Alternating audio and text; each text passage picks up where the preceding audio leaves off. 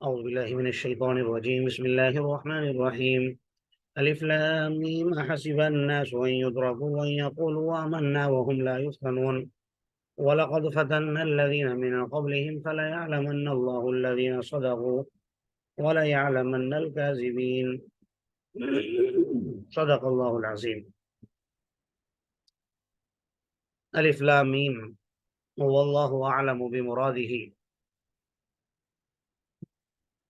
جہاں بھی قرآن پاک میں حروف مقطعات آئیں گے، حروف مقطعات کہتے ہیں سورت کے شروع میں آنے والے ایسے الفاظ جن کا معنی اور مراد معلوم نہیں ہے، جیسے الف لام میم ہے، الف لام میم صاد ہے، الف لام میم را ہے، وغیرہ وغیرہ۔ آپ قرآن پڑھتے ہیں، آپ دیکھتے ہیں اس میں، تو ان کو کہا جاتا ہے حروف مقطعات۔ ان کی عام طور پر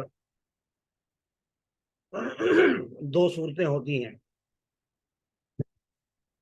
یا معانی کے اعتبار سے بعض حضرات نے ان کے معانی کو متعین کیا ہے کہ حروف مقطعات کا کیا مطلب ہے۔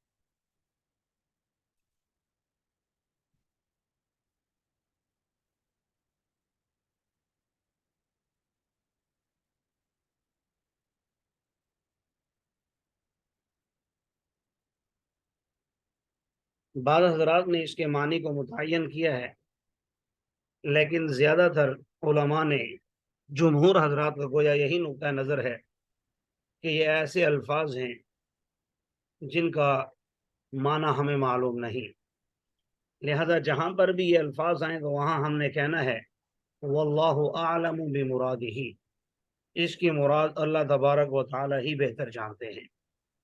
اسی بات کو دوسرے انداز میں یوں بھی تقسیم کیا جا سکتا ہے آسانی کے لیے، آپ حضرات کے لیے، تاکہ بات سمجھ میں آ جائے کہ قرآن کی آیات دو قسم کی ہیں۔ جو ہم قرآن پاک پڑھتے ہیں اس کی آیات دو قسم کی ہیں، محکم اور متشابہ۔ محکم ان آیات کو کہا جاتا ہے جس میں عام طور پر اللہ تبارک و تعالی احکامات کو بیان فرماتے ہیں، جن کا ہمیں معنی بھی معلوم ہے، مراد بھی معلوم ہے، تفسیر بھی معلوم ہے، اور اس پر ہم نے عمل کیسے کرنا ہے، اپنی زندگی میں اپنانا کیسے ہے، یہ بھی ہمیں معلوم ہے۔ تو یہ ساری چیزیں اس کو کہتے ہیں محکم۔ اور دوسری آیات ہیں متشابہ۔ متشابہ ان آیات کو کہا جاتا ہے جن کا معنی یا مراد معلوم نہ ہو۔ اس کو بھی علماء نے دو قسموں میں تقسیم کیا ہے۔ گویا قرآن پاک کی آیات دو قسم کی ہیں، محکم اور متشابہ۔ پھر متشابہ کی آگے دو قسمیں ہیں، معلوم المعنی، مجہول المراد۔ عربی میں عرض کر رہا ہوں تاکہ یاد کرنا آسان ہو جائے۔ معلوم المعنی، مجہول المراد، مجہول المعنی، مجہول المراد۔ دوسری قسم جو میں نے عرض کی، مجہول المعنی، مجہول المراد، یعنی جس کا معنی بھی معلوم نہیں اور جس کا مطلب بھی معلوم نہیں، یہ متشابہ ہے۔ اور یہ کون سی ہیں؟ یہ آپ کے سامنے ہیں، حروف مقطعات، الف لام میم۔ اس کا معنی بھی ہمیں نہیں معلوم اور اس کی مراد بھی ہمیں نہیں معلوم۔ اور دوسری قسم کی آیات معلوم المعنی، مجہول المراد، یعنی ایسے متشابہ الفاظ جو اللہ تبارک و تعالیٰ نے قرآن پاک میں ذکر فرمائے، جن کا معنی تو ہمیں معلوم ہے لیکن ان کی مراد ہمیں معلوم نہیں ہے، مطلب ہمیں نہیں پتا۔ مثال کے طور پر اللہ تعالیٰ نے قرآن پاک میں بیت رضوان کے موقع پر ارشاد فرمایا ید اللہ فوق ایدیہم۔ اب ید کا معنی ہمیں معلوم ہے، ہاتھ کو کہتے ہیں، ید اللہ، اللہ کا ہاتھ۔ لیکن اب اللہ کا ہاتھ کیسا ہے، ہم جیسا ہے، کس طرح کا ہے، تو بھائی اس بحث میں ہم نے نہیں پڑھنا۔ کیوں؟ کیونکہ ید کا ہمیں معنی تو معلوم ہے اور اس کا مراد ہمیں معلوم نہیں ہے، لہذا ایسے الفاظ جہاں بھی آئیں گے تو ہم یہ کہیں گے کما یلیق بشانہ، اس کی شان کے مطابق۔ اسی طرح آپ پڑھیں گے انشاءاللہ، یا پڑھا ہوگا استواء علی العرش کا مسئلہ، کہ اللہ کا عرش پہلے پانی پر تھا، پھر جب کائنات کو بنایا تو پھر عرش پر مستوی ہوئے۔ اب زمین سے عرش کی طرف کیسے مستوی ہوئے؟ تو کیا میرے اور آپ کی طرح جس طرح ہم ایک جگہ سے دوسری جگہ جاتے ہیں؟ نہیں بھائی، ایسا نہیں ہے۔ کیسا ہے بھائی ہمیں معلوم نہیں ہے، کیسا ہے ہمیں معلوم نہیں ہے۔ بلکہ امام مالک رحمۃ اللہ علیہ سے کسی نے اس کے متعلق پوچھا اس طرح کی آیات کے، تو فرمایا کہ الاعتقاد به واجب، ان آیات کا اعتقاد رکھنا تو واجب ہے۔ یعنی استواء علی العرش ہوا، یہ قرآن سے ثابت ہے، کیسا ہوا یہ تو ہمیں نہیں معلوم، لیکن اعتقاد رکھنا واجب اور ضروری ہے۔ اور فرمایا السؤال عنہ بدعۃ، اس کے بارے میں سوال کرنا بدعت ہے۔ والکیفیت یا وکیفیتہ مجہول، اور اس کی کیفیت مجہول ہے، ہمیں معلوم نہیں۔ تو بہرحال انہوں نے ہمیں بھی یہ سبق دیا کہ اس طرح کی آیات جن کی مراد معلوم نہیں ہے، جن کا مطلب معلوم نہیں ہے، تو اس کی ٹوہ میں، اس کی تفسیر میں لگنے کی اجازت بھی نہیں ہے، بلکہ ہمیں زیادہ ان احکامات کو، ان آیات کو لینا چاہیے جن کے بارے میں ہم سے کل قبر میں سوال و جواب ہوگا۔ جن احکامات کو پورا کرنا ہمارے لیے ضروری ہے، ہمیں ان کی طرف توجہ دینی چاہیے، نہ کہ ایسے الفاظ کی طرف یا ایسی آیات کی طرف۔ ہاں، اعتقاد رکھ لینا چاہیے۔ میں امید کرتا ہوں کہ آپ حضرات کو الف لام میم پر جو میں نے وضاحت کی ہے، مختصر عرض بھی کر دیتا ہوں دوبارہ، کہ قرآن کی آیات دو قسم کی، محکم اور متشابہ۔ پھر متشابہ کی دو قسمیں، معلوم المعنی، مجہول المراد، جن کا معنی تو معلوم ہے، مراد معلوم نہیں ہے۔ جیسے میں نے ایک مثال دی یا دو مثالیں دی، ید اللہ فوق ایدیہم، اور اسی طرح استواء علی العرش۔ اسی طرح اللہ کی پنڈلی کا ذکر بھی ہے، اللہ کے قدم مبارک کا ذکر آتا ہے حدیث مبارکہ میں، کہ کل قیامت کے دن جنت کو پر کرنے کے لیے اللہ تبارک و تعالی دوسری مخلوقات کو پیدا فرمائیں گے، جنت پوری ہو جائے گی۔ اب جہنم کو پر کرنے کے لیے کیا کریں؟ جہنم بار بار اعلان کرے گی حل من مزید، حل من مزید، کیا کوئی اور بھی ہے، کیا اور بھی ہے، یعنی میرے اندر جگہ تو وسیع ہے۔ تو اللہ تبارک و تعالی اس میں اپنا بایاں قدم رکھے گی، تو جہنم کہے گی اب بس۔ اب اس قدم کا یعنی ہمیں معلوم ہے معنی، لیکن اس کی کیفیت کیا ہے وہ ہمیں معلوم نہیں ہے، اور معلوم کرنے کی ضرورت بھی نہیں ہے۔ لہذا ایسے الفاظ جہاں بھی آئیں تو بندے کو یہی کہہ دینا چاہیے کما یلیق بشانہ، جیسے اس کی شان ہے اس کے مطابق یہ معاملات ہیں۔ یا جن کا معنی بھی معلوم نہیں، مراد بھی معلوم نہیں، وہاں پر واللہ اعلم بمرادہ۔ تو جب آپ پڑھیں گے الف لام میم، ترجمہ کریں گے، آپ سبق سنائیں گے، تو آپ نے یہی کہنا ہے الف لام میم واللہ اعلم بمرادہ۔ حسب الناس ان یترکوا ان یقولوا آمنا، کیا لوگوں نے یہ گمان کر لیا، حسب الناس، کیا لوگوں نے یہ گمان کر لیا، ان یترکوا، کہ وہ یوں ہی چھوڑ دیے جائیں گے، وہ یوں ہی چھوڑ دیے جائیں گے، ان یقولوا آمنا، محض یہ کہہ کر کہ ہم ایمان لائے، وہم لا یفتنون، اور وہ آزمائے نہیں جائیں گے۔ اللہ تبارک و تعالی مجھے اور آپ سے مخاطب ہیں کہ بھائی تم لوگوں نے کیا سمجھ لیا ہے کہ بس کلمہ پڑھ لیا لا الہ الا اللہ محمد الرسول اللہ، اور اللہ اور اس کے رسول کی گواہی دے دی، کیا ایمان یہی ہے بس جنت میں داخل ہونے کے لیے؟ کیا یہی کافی ہے؟ نہیں نہیں، ایسا نہیں ہے، بلکہ جنت میں داخل ہونے کے لیے، اللہ کی رضامندی حاصل کرنے کے لیے، اللہ کی نظر میں کامیاب بننے کے لیے لازم اور ضروری ہے کہ تمہیں آزمایا جائے۔ آزمائش یہی ہے، کبھی فقر و فاقہ کی شکل میں، کبھی کسی بیماری کی شکل میں، کبھی کسی عزیز و اقارب کی وفات کی شکل میں، کبھی کسی اور انداز میں، تو اللہ تبارک و تعالیٰ اپنے بندوں کو آزماتے ہیں۔ اچھا، اور صرف مصیبتیں بھیج کر نہیں، بسا اوقات اللہ تبارک و تعالیٰ آسانیاں بھیج کر بھی آزماتے ہیں۔ ایک بندے کے پاس مال و دولت نہیں تو اسے وافر مقدار میں مال و دولت دے دیا، دیکھنے کے لیے کہ مال و دولت ملنے کے بعد یہ فرعون بن جاتا ہے یا ویسے ہی میرا بندہ رہتا ہے جیسے غریبی میں تھا۔ تو یہ تمام کی تمام آزمائشوں کی صورتیں ہیں جو میں نے ذکر کی ہیں، تو اللہ تعالیٰ فرما رہے ہیں ہم آزمائیں گے۔ اور اسی کی تفسیر میں القرآن یفسر بعضہ بعضا، مفسرین کے اقوال ہیں کہ بھائی قرآن ایک حصے کی دوسرے حصے سے تفسیر کرتا ہے۔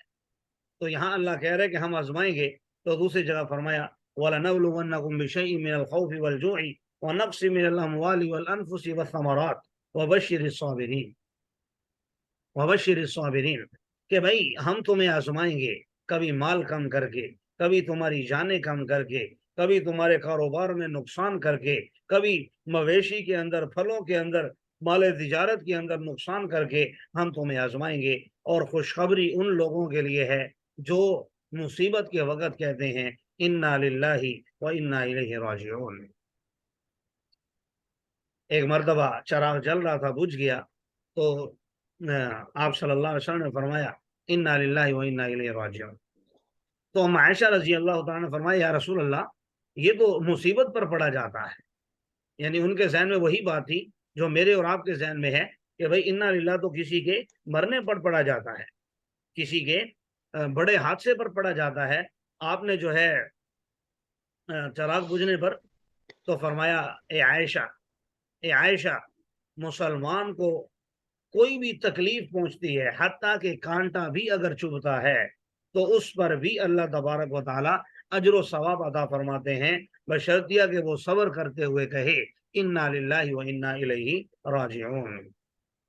اس سے آپ یہ بھی اندازہ لگا لیجئے کہ میں اور آپ کیا کرتے ہیں، جب لائٹ جاتی ہے تو واپڈا والوں کی ماں بہن ہمیں کر دیتے ہیں، ہمارے معاشرے کے اندر گالیاں عام ہیں، گالم گلوچ۔ حالانکہ قرآن میں اور احادیث نبویہ میں دیکھیں منافق کی علامت قرار دیا ہے، اور رسول اللہ صلی اللہ علیہ وسلم نے اپنا طرز بتایا، بھائی چراغ بجھ گیا تو انا للہ و انا الیہ، تو اگر لائٹ چلی جائے تو ہمیں یہ عمل حدیث سے مل گیا۔ بہرحال ان یقولوا آمنا وهم لا یفتنون کہ یہ لوگ، ان لوگوں نے کہہ دیا کہ ہم ایمان لائے اور یہ آزمائے نہیں جائیں گے۔ وَلَقَدْ فَتَنَّ الَّذِينَ مِن قَبْلِهِمْ، صرف یہ نہیں، ہم نے تو ان لوگوں کو بھی آزمایا جو ان سے پہلے تھے، صرف آپ کو نہیں آزما رہے، آپ سے پہلے لوگوں کو بھی آزمایا گیا۔ اچھا ان آیات کا شان نزول آپ ذہن میں رکھ لیجئے، شان نزول ذہن میں ہوگا تو بات سمجھنے میں اور آسانی ہوگی۔ شان نزول اس کا علماء نے لکھا ہے کہ مکہ مکرمہ سے آپ جانتے ہیں رسول اللہ صلی اللہ علیہ وسلم ہجرت کر کے مدینہ منورہ تشریف لے گئے، بہت سے صحابہ بھی تشریف لے گئے۔ اب مکہ میں بہت سے لوگ ایسے تھے جنہوں نے اسلام قبول کر لیا لیکن وہاں سے ابھی ہجرت نہیں کی، تو مدینہ کے مسلمانوں نے کہا کہ بھائی تمہارا ایمان اس وقت معتبر ہوگا جب ہجرت کر کے تم آؤ گے۔ تو وہ ہجرت کرنے لگے تو ان کو مشرکین نے پکڑ لیا، روک لیا کہ بھائی آپ نہیں جا سکتے، پھر جانے لگے، پھر روک لیا کہ آپ نہیں جا سکتے۔ تو اس موقع پر یہ آیات نازل ہوئی کہ بھائی کیا یہ لوگ کہتے ہیں کہ ہم آسانی سے آ جائیں مکہ سے مدینے میں، ہمیں کوئی تکلیف نہ ہو، کوئی آزمائش نہ ہو؟ بھائی آزمائش تو ہوگی، راستے میں جو بھی تکلیفیں آتی ہیں اسے برداشت کرو اور آ جاؤ مدینہ میں۔ اور آپ جانتے ہیں اس وقت ہجرت کرنا فرض تھا، لازم تھا۔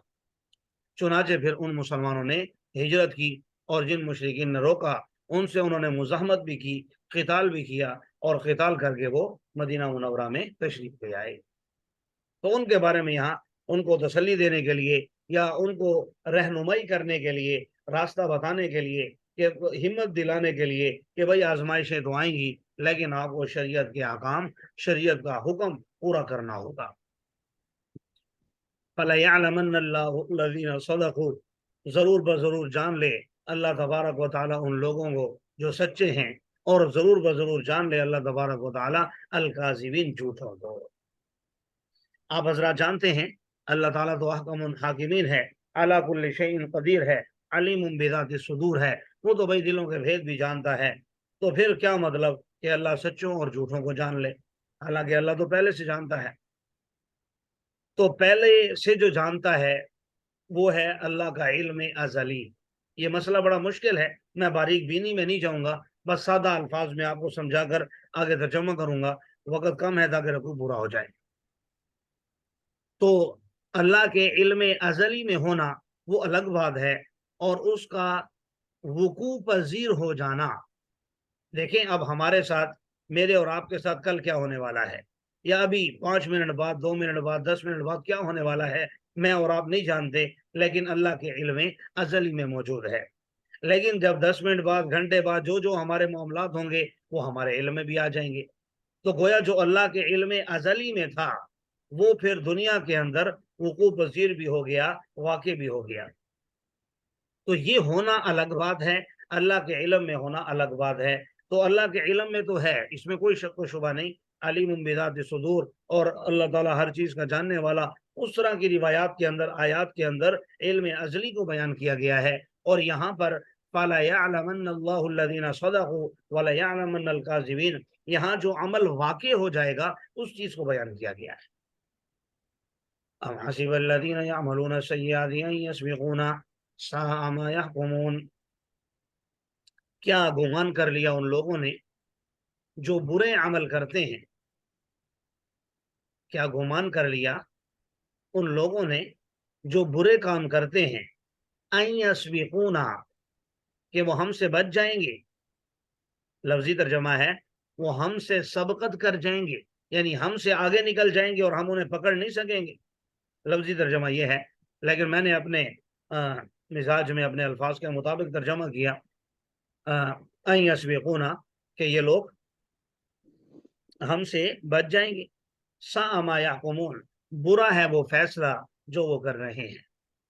من کان یرجو لقاء اللہ، جو شخص اللہ سے ملاقات کی امید رکھتا ہے تو یاد رکھے فإن اجل اللہ لآت، یقیناً اللہ کی متعین کردہ مدت آنے والی ہے، اور وہ سننے والا بھی ہے، سب کچھ جاننے والا بھی ہے۔ ومن جاہد فإنما یجاہد لنفسہ، جو جہاد کرتا ہے، مجاہدہ اختیار کرتا ہے، سوائے اس کے نہیں، وہ جہاد کرتا ہے اپنے نفس کے لیے۔ ان اللہ لغنی عن العالمین، یقیناً اللہ تبارک و تعالیٰ کو تمام جہانوں سے بے نیاز ہے۔ یہاں خاص کر جاہدہ کا لفظ استعمال کیا ہے، ایک تو جہاد ہے قتال کے معنی میں، یعنی اللہ کے راستے میں اعلاء کلمت اللہ کے لیے جہاد کرنا، کفار سے لڑنا، یقیناً وہ تو اس میں شامل ہے ہی۔ دوسرا جہاد ہے اپنے نفس کے ساتھ، یعنی نفس کہتا ہے الٹے کام کرنے کو، غلط راستے پر چلنے کو، اور آپ اس کا مقابلہ کر کے اپنے ایمان کو مقدم رکھتے ہوئے رسول اللہ صلی اللہ علیہ وسلم کی سنتوں پر چلنے کی کوشش کرتے ہیں، ایک مجاہدہ یہ بھی ہے۔ تو اللہ تعالیٰ فرما رہے ہیں اگر کوئی جہاد اکبر کرتا ہے یا جہاد اصغر کرتا ہے، ہمارا اس میں کوئی فائدہ نہیں ہے۔